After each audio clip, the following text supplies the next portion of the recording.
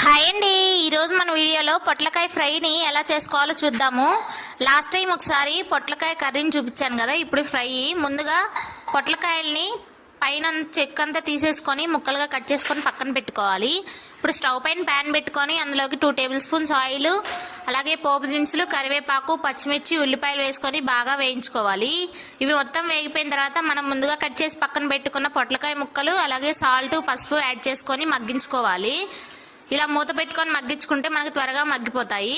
ఇప్పుడు మసాలా కోసం మిక్సీ జార్లోకి ధనియాలు, జీలకర్ర, అలాగే ఎండు కొబ్బరి ముక్కలు, అలాగే కొన్ని మిరియాలు, వెల్లుల్లి, ఒక 10 వెల్లుల్లి, అలాగే మనకి టేస్ట్ సరిపడా కారం వేసుకొని ఇలా కొంచెం బరకగా మిక్సీ పట్టుకొని పక్కకు పెట్టుకోవాలి.